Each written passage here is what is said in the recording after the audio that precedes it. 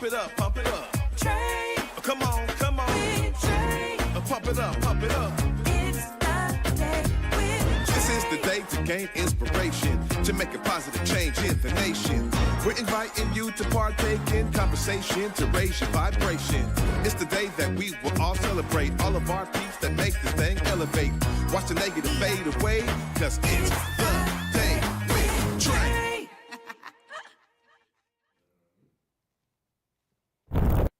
Grand Rising, everyone. Welcome to the Day with Trae. I'm your host, Trae Holiday. I am so grateful that you have joined me today, and I'm also grateful that my guest is in the building.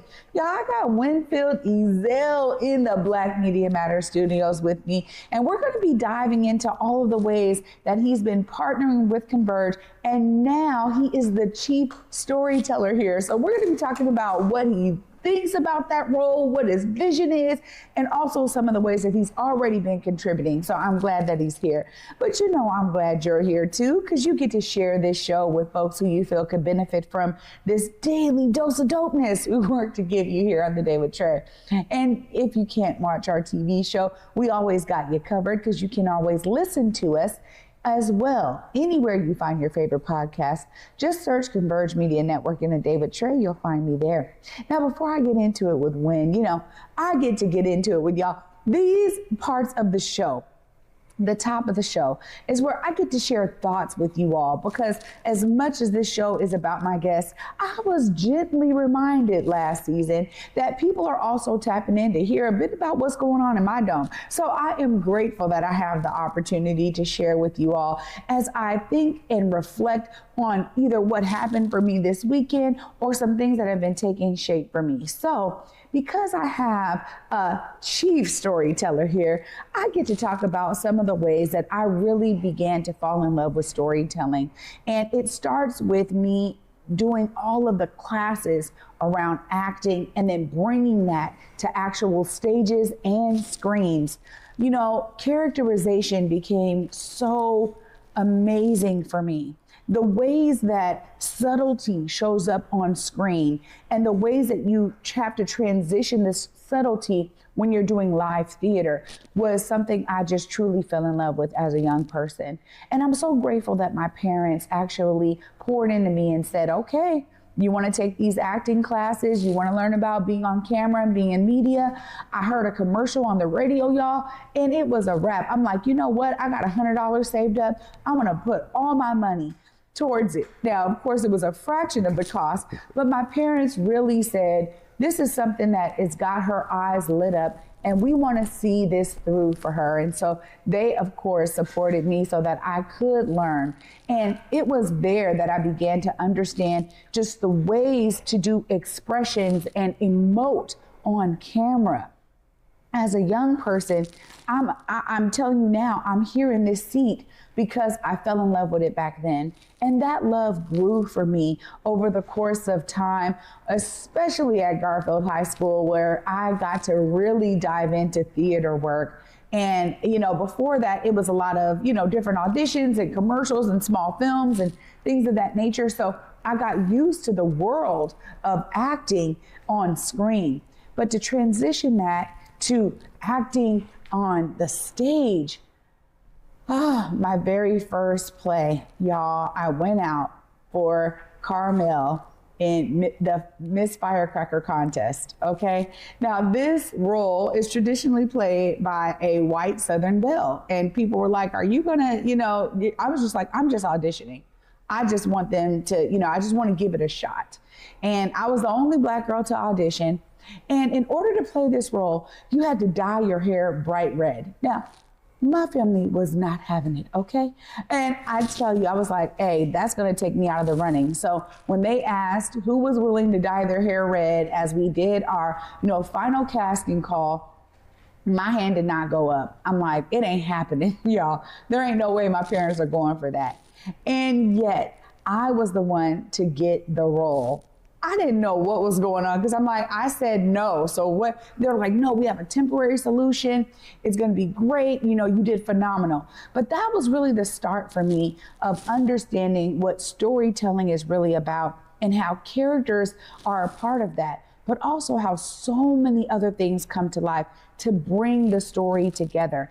And now that I have done the work that I've done on camera, in theater, and a true fan of live performance, I see this storytelling, these nodes and these pillars of storytelling in the ballet, in the opera, in, of course, theater, and even in live performances, like what I was telling you about Stomp this past weekend with my son. You know, they had comedy in there. They were making it fun and building story as you got used to the different members of the troupe and what they would bring. You know, they were all in unison and doing things, but then they had moments of spotlight. But storytelling is something that I am truly so grateful for, because it takes so much creativity, y'all. And so I'm grateful that Winfield is here today to give us his vision around storytelling here at Converge and how he's been honing in on his craft over the years. Of course, I get to dive into it with him, because up next, Winfield Ezell is coming to join me, and we'll be talking all about it. Y'all definitely don't want to miss it. Stay tuned. You're watching The Day with Trae. Well, on Fox Face Off, we tell the raw, unadulterated truth. Fox Soul Face Off We are given the platform here with no fear. always comes out swinging. We should be saying, hey, stop shooting and killing people. Nothing held back. They wanted black hip-hop moguls and artists to continue the feud. No punches pulled. And shut the hell up. You and interrupt let me all the speak to my time. people. Tune into the show where opinions collide. Fox Soul Face Off. New episodes weeknights at 9 or stream anytime on Fox Soul. In Seattle, it's more than just coffee. It's community. At the station, we brew more than just your favorite cup. We brew connection. From Beacon Hill to Columbia City, we're a space for artists, activists, and everyone in between. A place to gather, create, and simply be. Whether you need a quiet place to work, a lively spot to meet friends, or just a moment to unwind, find your place at the station. More than coffee, it's home. Visit us in Beacon Hill or Columbia City. The station, where community happens. Working with Benjamin has been totally different than working with a traditional bank. They're real, and they meet you right where you stand. I was recently funded, and that money has just changed the trajectory of what we're able to do and our output. This has been just more than just funding or a one-on-one connect. It's been an opportunity for us to really grow and connect and build roots within the community. As a small business owner, you need to put your faith into the right people, and they seem like good people to put their faith into. Welcome back, y'all, to The Day with Trae. I'm your host, Trae Holiday. Joining me right now is Winfield. What's up, Win? Hello, hello. How you doing? I'm great. How are you? I am good, man. Always good to be in Seattle, the Emerald City, the Northwest, and right now, believe it or not, much warmer here than it is down south. You know what? It's crazy what's going on in the country right now, my friend. Yeah. Well, I gotta say, before we kind of get into this new role you have, you've been contributing and bringing your brilliance and your creative eye to a lot of different works here. And some may not know, you have been a part of some major productions. Tell us a bit about how you kind of got connected with Converge and how you started to really bring your talent to the team. Yeah. Well, the real beginning of that story is many moons ago. As I say, this gray is real, but Omari and I had talked for, probably a decade ago at least, and said, man, we need to do something. And Omari was like, hey fam, let me know. And it's just, time goes, running parallel, building things, and then, probably three and a half years ago. We were at a mixer that I think Besa was putting on. It was the first time I saw Besa. And Omari was like, hey man, we're gonna be down in your neck of the woods. And they were coming down to Mississippi.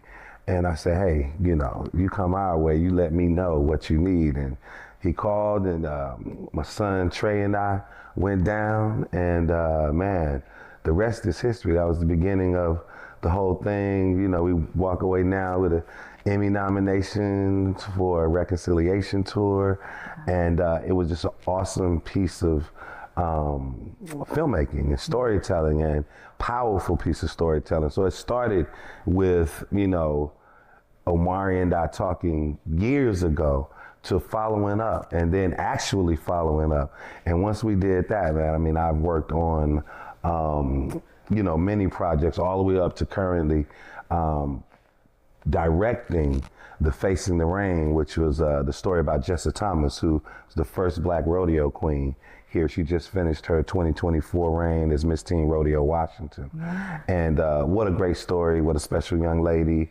And then in between, man, I've had the opportunity to work in the community on so many stories through the years.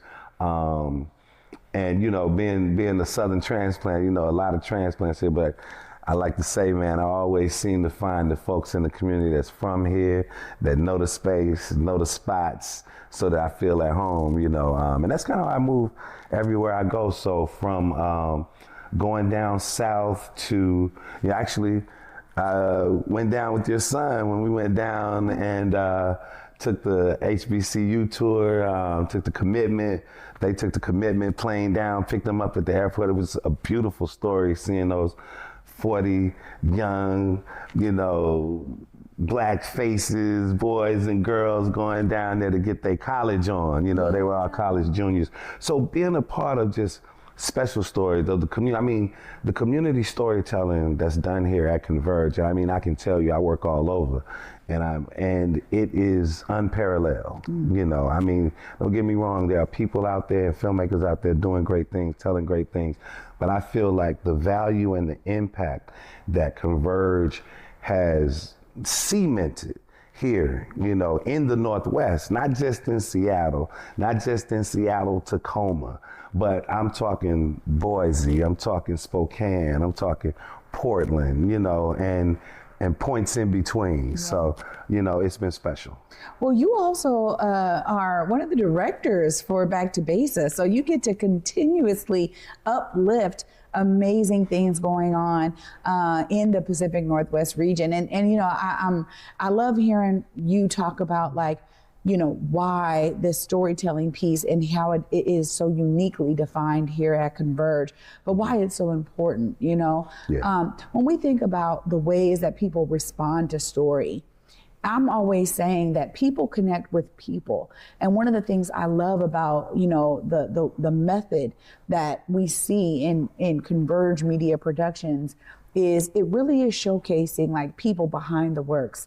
And I love doing that here on The Day with Trae, and I love that we do that as a thorough line to so much of what we do. Tell us a bit about why you see that being important in terms of really sharing and showcasing the people. Well, I use the term I always call fueled by the people, man, mm-hmm. because, people are where stories come from, right? And it's a 360 because people are also who engage and experience with the stories. Mm-hmm. But I think that the part about storytelling and the part about doing it from the community perspective, as we do here at Converge, is that the storytelling becomes so many more things than, say, just entertainment, than, say, just information. They become things that heal. They become things that connect. Stories are a powerful moment. Stories can sometimes lighten up a tense and heavy situation and bridge the gap between understanding and misunderstanding. Storytelling gives us a way to preserve history, to resurrect history, to impact, at every level. So it's a tool, it's a healer, it's an agitator, an aggravator, you know what I mean? And so therefore, I just feel like it's a powerful piece that we can have, and truly that we have always had. So it's also, tapping into our legacy as the carriers of stories. I'm from the South, and that's kind of how, we did things. It's, the stories of my family, I heard from my grandma, I heard from my uncle, I heard, and I heard the stories over and over. So now I'm telling the stories because I'm kind of taking my place in the older generation, becoming elder, and I appreciate it. And there's a certain responsibility and accountability that comes with storytelling because, for however many minutes, however many moments that you have people in your hands, so to speak, you know, you have somebody's story that you're responsible for, and you have the people that you're responsible to who can have this trust. Yeah. You know, and I think that is powerful, it's valuable, and I'm glad to be here. Well, I'm glad that you're here too. And, you know, you mentioned being able to work with your son, Trae. Yeah. You know, come on, Trae and Trae. Hey. Yeah, I love the name. But tell us a bit about how it is to be able to share, you know, your love for storytelling with your son, who you work with for a lot of different productions. You get to see his brilliance shine through. And I'm sure, you know, the work that you've done has a lot to do with that. Tell us about that connection. Well, I mean, you know, there's truly nothing that compare to being able to work with somebody that you have not only a close relationship with, but a rhythm with. And, you know, I mean, what more, you know, way to have a rhythm than to, you know, be with not only family, but somebody that you've been responsible for. And now, you know, you get to see them flourish and things like that. And what I can say is that, you know, the young brother, he amazes me. He's way smarter than I am. And even when he sees this, I will deny it. But it's something that's special. It's something that my dad wanted to do with me. He was in real estate. And he always talked about a company where, you know, fathers and sons work together, a family business, you know. And that's something that I try to do. My youngest son, Malik, who hasn't had the chance to meet the Converge family yet, but will, he's in Florida and he's, you know, handling client accounts and writing copy and managing projects. And so, you know, I think that, you know, I come from what could be considered a family business. You know, my family was farmers down south, so, you know, my mom and them didn't go back to school till the crops was all in, you know, and so working together as a family is something that was in me, and I'm just glad that I figured out a way to make that happen, because I know we all want it to happen. And that, you know, everybody asks me, well, do your kids want to do what you want to do? And I say, I don't know, because I brainwashed them when they was kids. So, but no, you know, they are blessed because I'm blessed, and I'm blessed because they're blessed. Wow. So it's actually, man, a true honor, and I don't take it lightly. I respect it. Yeah, and I can tell too, just by the way that y'all interact in a production, there is such a level of respect there and love that is palpable. And so I love being able to kind of share that with the audience a little bit. Now, appreciate that. You know, lastly, when you're going to think about the vision of Chief Storyteller, you know, folks are like, what is that? What does that mean? What does that look like? Tell us a bit about how, you know, this role is allowing you to kind of continue in your love of storytelling here for Converge. Well, you know, the thing about it is, you know, a lot of times we think of stories, especially when we think of the kind of stories that we do, right? I mean, there's, you know, we fit in a couple of different places, right? I mean, there's a news cycle where Converge is on the streets, giving the information that's pertinent to the community. I mean, on a daily basis, I mean, multiple times a day at times, right? Then there's the storytelling where we put something together that's, you know, a documentary, a longer form, where we're digging into either an issue, that means something the community either needs to know about, something that the community is intrinsically connected to, or something that people are engaged with that's either evolving, moving forward, going away sometimes. And so when I look at that aspect of the storytelling and the role in particular here as Chief Storyteller for Converge, I look at it as, how do we cultivate a relationship with the community, right? Who is not only feeding us these stories and living these stories, but also who are intaking these stories and engaging. So when we think about that, that means we have a responsibility from concept to all the way to that collective moment when we are viewing it, seeing it, sharing it, liking it, because now too, storytelling is interactive. You know, I mean, I came up at a time where it was kind of a, you know, it was a two-way street, but you know, nobody ever asked me, you know, did I want to see X show or X thing, and I didn't get the feedback. You know, we didn't have the old Nielsen box or whatever the way they used to track us in our house, right, in our neighborhood. But now we can get immediate feedback. You know, if you think about the Support Black Business campaign that's going on right now, this is moving the needle. You know what I'm saying?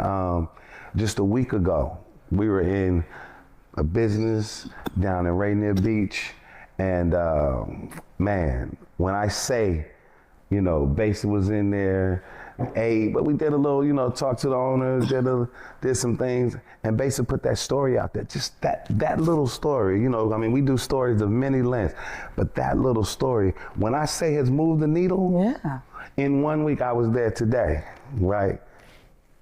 People, the whole time.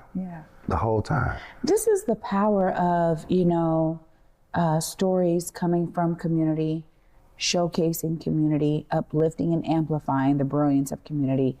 That for me is such a driving force. So Win, I'm so glad you're here. And of course, the folks will be able to see you continue as our chief storyteller to make sure that we stay committed to our dedication to uplifting these stories in our community.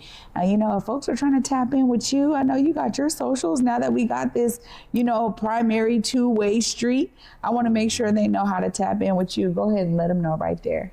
Man, so always, you know, you can get me, if you want to get me directly here, Winfield, WINFIELD, at whereweconverge.com.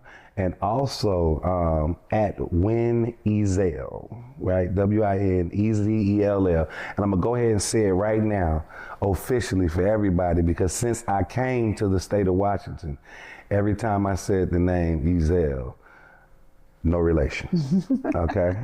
No relation, that's all I'm gonna say. But that's at Win Ezell, and that's at Instagram. And that's you know, that's where I move right there, you know. Win, thank you so much. And I'm looking forward to continuing to work with you, my friend. Come on, gotta have it, Absolutely. Yeah. Wow, y'all, it's so great to hear some of this backstory. For those of you who have been experiencing his work, you know a little bit more about him. I'll be wrapping it all up right after this short break. Stay tuned, you're watching The Day with Trae.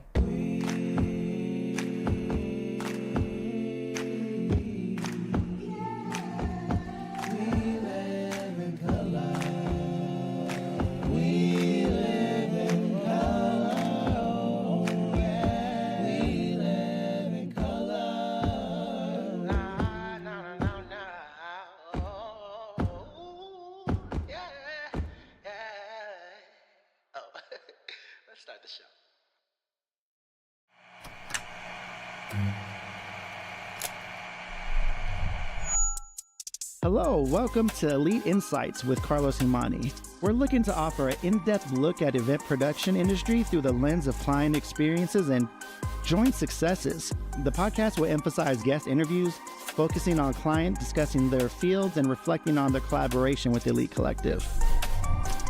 Again, you're with Elite Insights. Carlos Imani here. See you guys in a few.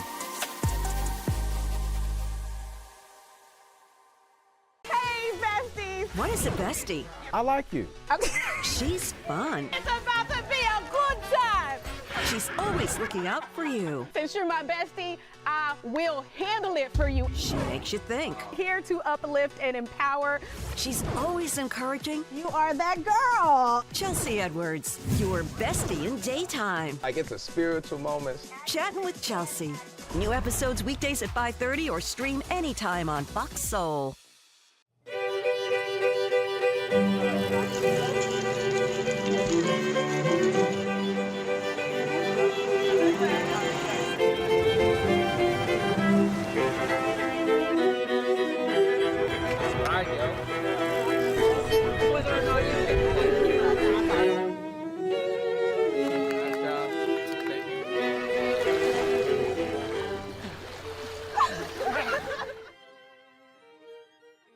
Welcome back, y'all, to The Day with Trae. I just got to give a huge shout out to Winfield Ezell. We call him Win over here in the Converge Media family, for joining officially as the Chief Storyteller. Now, while he's been contributing, directing, helping to produce amazing productions here, now we all get to really, truly expand on his vision as we continue to be dedicated to tell the stories of our community. And y'all know I'm always here for these stories. So if you know of someone who has a phenomenal story to tell, or you have a phenomenal story to tell, do not hesitate to reach out to the Day with Trae at whereweconverge.com and make sure we have an opportunity to uplift and amplify you. Thanks so much for watching, y'all. I'll get to wrap up the week with you tomorrow. Until then, at 11 a.m. Peace.